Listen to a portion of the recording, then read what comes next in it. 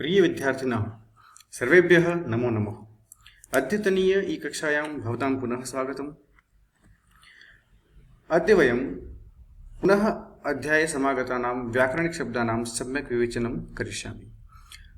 अग्रिमविवेचनं वयं हिन्दीभाषामाध्यमेन करिष्यामः, येन अवबोधने सरलता भविष्यति। प्यारे छात्रों, सबसे पहले संधि परिचय के अंतर्गत अपन पुनः देखेंगे नए शब्दों को जो कि हमारे पाठ में आ चुके हैं। तो पहला शब्द है शश्वन निर्दलितः। ये एक संधि शब्द है, शश्वन निर्दलितः। दो शब्दों को जोड़ कर कहा गया है। किसी भी संधि में दो शब्द होंगे आपके, एक तो पूर्व शब्द मतलब पहले वाला शब्द और एक होता है दूसरा वाला शब्द। ठीक है, इसमें संधि कार्य कहाँ होता है? पहले शब्द के अंतिम वर्ण और दूसरे शब्द के प्रथम वर्ण में संधि कार्य होता है। जो संधि कार्य हम यहाँ करने वाले हैं ये उसके बारे में अपन देखते हैं। शश्वत धन निर्दलितः। अब यहाँ देखें, यहाँ त है और यहाँ न है, दो चीजें ये होगी। दूसरी बात, संधि शब्द में अगर अपन देखें तो क्या परिवर्तन है, इस त को यहाँ पर ये न कर रखा है। अब ये किस आधार पर हुआ ये अपन देखते हैं। इसमें अनुनासिक परसवर्ण संधि है, अनुनासिक संधि है जो कि व्यंजन संधि का ही एक भाग है। तो इसमें अपन देखें, एक सूत्र है यरो अनुनासिके अनुनासिको वा। ये सूत्र कहता है कि यदि किसी भी वर्ग के पहले दूसरे तीसरे चौथे वर्ण के बाद, किसी भी वर्ग के पहले दूसरे तीसरे और चौथे वर्ण के बाद यदि किसी भी वर्ग का पांचवा अक्षर आए, जरूरी नहीं कि नहीं आए, किसी भी वर्ग का पांचवा अक्षर आए, तो इस पहले वाले शब्द पहले वाले वर्ण को भी उसी वर्ग का पांचवा अक्षर हो जाता है। उसी वर्ग का, जिस वर्ग का वो वर्ण है उसी वर्ग का पांचवा अक्षर हो जाता है। कहने का तात्पर्य संक्षेप में कि यदि किसी भी वर्ग का पहला दूसरा तीसरा चौथा वर्ण है और उसके तुरंत बाद कोई किसी भी वर्ग का पांचवा वर्ण है, तो इस पहले वाले वर्ण को भी उसी अपने ही खुद के वर्ग का पांचवा अक्षर हो जाता है। जैसे अपन यहाँ देखें, यहाँ शश्वत धन निर्दलिता है।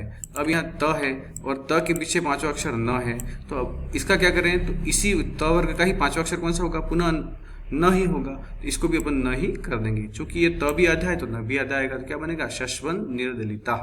ठीक है, यहाँ अनुनासिक परसवर्ण, देखो अनुनासिक भी है यानी कि पांचवा अक्षर है। अनुनासिक का मतलब जो नाक से जो वर्ण नाक की सहायता से उच्चारित होते हैं वो अनुनासिक वर्ण होते हैं। तो अभी क्योंकि इसको यहाँ त को पांचवा अक्षर किया है और जो न अपन आधा नाक से बोलते हैं, इसलिए अनुनासिक भी है। और परसवर्ण, इसको किसके जैसा किया है, इसके आधार पर ये पांचवा है तो इसको भी पांचवा किया है, इसलिए परसवर्ण बाद वाले वर्ण के अनुसार उसको बदला गया है, इसलिए इसे परसवर्ण भी है। आगे है ते अमी। ते अमी, देखो स्पष्ट है, अवग्र चिन्ह है, इसका मतलब अ आगे गया हुआ है। ये अ आगे गया, इसका मतलब क्या है, पूर्व रूप हुआ। यहाँ पर अपन ने पहले भी देखा था। तो ते धन अमी ये स्थिति है। यहाँ पर अपन देखा ये ते है वो पद है, क्योंकि ये तत् शब्द का प्रथम पुरुष बहुवचन सह तौ और ते है, क्योंकि यह विभक्ति लग चुकी, धातु लग चुकी है। तो यह क्या होगा, पद हुआ। और पद के अंत में ये ए है। अपने देखा था कि पद के अंत में यदि ए और ओ हो और उसके तुरंत बाद अगर ऋस्व अ हो तो इस अ को भी इस पूर्व वाले वर्ण में मिला दिया जाता है। उन दोनों के स्थान पर वो पूर्व वाला वो जो स्वर वर्ण है वही हो जाता है, यानी ए या ओ ही रह जाता है। तो ये ए है वो इस ए और अ इन दोनों के स्थान पर आएगा और अ के स्थान पर अपन अवग्र चिन्ह लगा देंगे। तो क्या बनेगा, ते अमी, यानी कि यह क्या हुआ है, पूर्व रूप हुआ है और पूर्व स्वर संधि का एक भाग है। आगे देखते हैं व्यालुप्तम, विधन आलुप्तम। विधन आलुप्तम, यहाँ पर यण संधि हुई है। ठीक है, जो कि स्वर संधि का एक भाग है। तो यण संधि का मतलब क्या होता है, इसका एक सूत्र होता है इको यणची।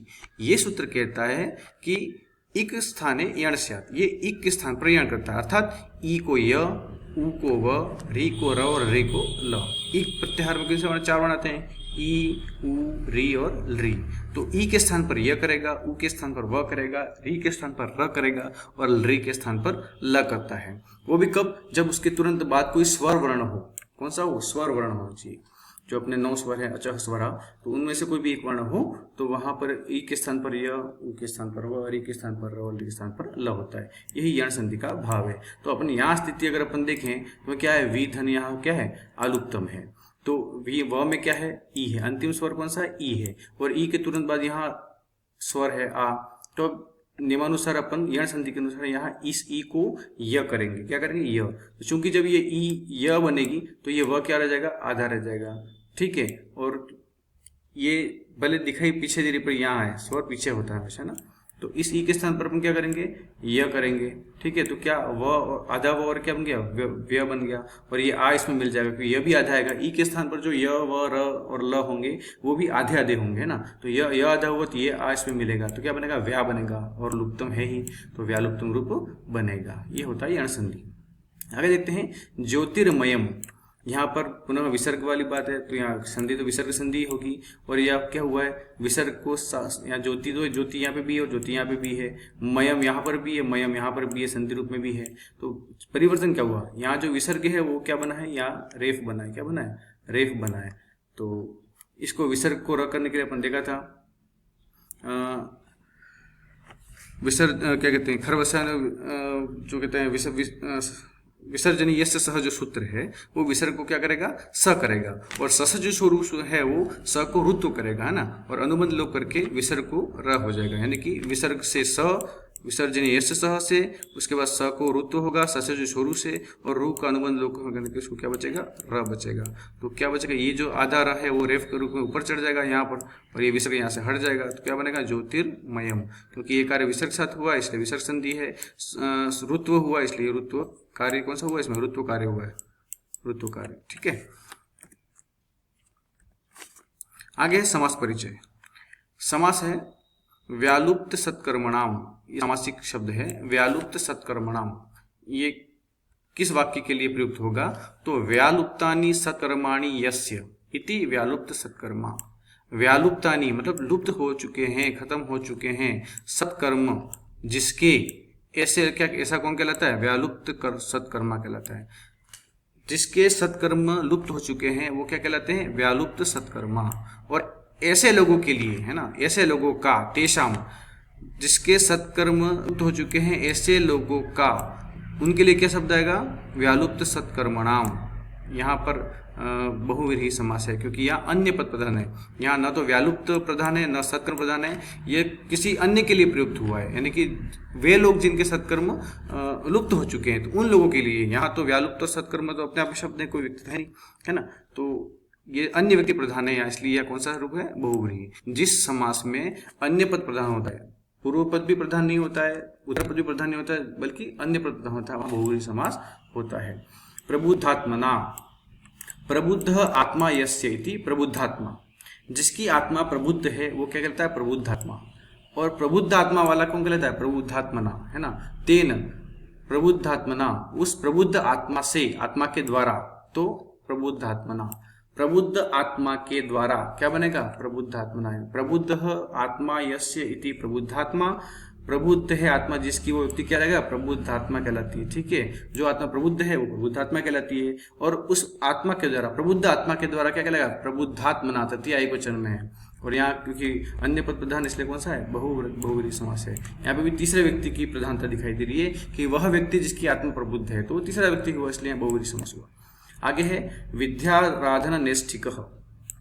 बड़े बड़े वाक्यों के शॉर्ट करने के लिए बड़े बड़े शब्द बनते हैं। विद्याराधन नैष्ठिकः, विद्याराधनाय नैष्ठिकः, विद्या की आराधना में निष्ठावान क्या कहलाता है, विद्याराधन नैष्ठिकः। विद्या की आराधना में, विद्या की उपासना में जो निष्ठावान है वह कहलाता है विद्याराधन नैष्ठिकः।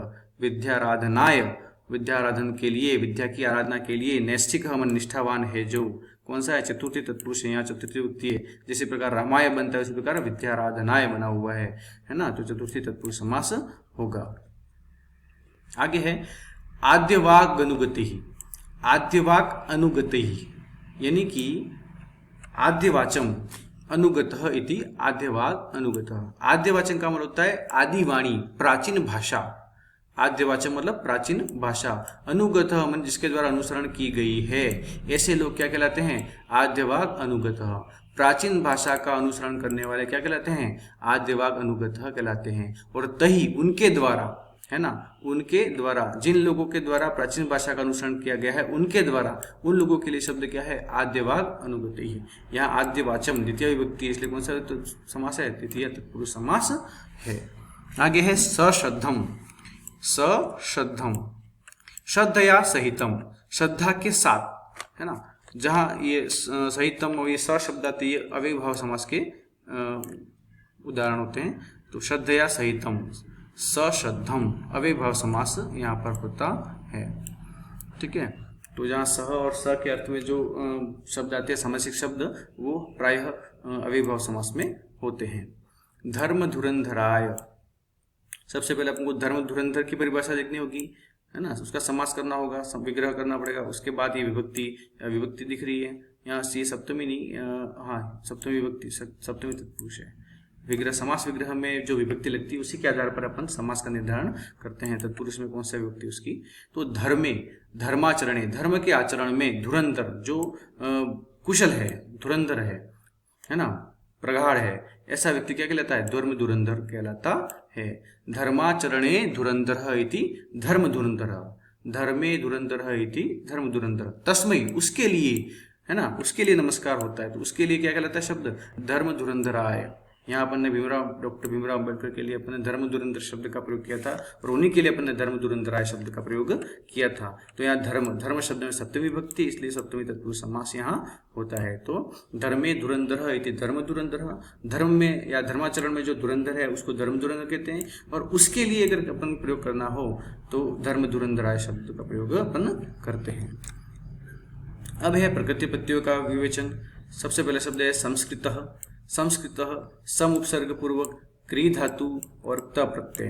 अपन देखा था जैसे अह, आहा या तह, तहा, है ना, ये जहाँ आते हैं वहाँ प्राय त प्रत्यय की संभावना ज्यादा होती है। तो सम उपसर्ग पूर्वक क्री धातु त प्रत्यय से संस्कृत शब्द बनता है, और ये पुल्लिंग में प्रथम पुरुष एकवचन का शब्द है। चूंकि ये विसर्ग पीछे विसर्ग है, अ के बाद ऋस्व, अ के बाद विसर्ग है, तो वहाँ प्रायः पुल्लिंग ही होता है, और प्रथम पुरुष एकवचन का रूप है।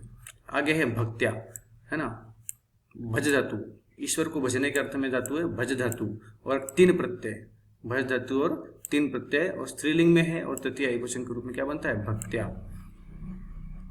आगे है संजीवितः, यहाँ उपसर्ग साफ दिख रहा है, सम उपसर्ग पूर्वक, जीव धातु है और त प्रत्यय है।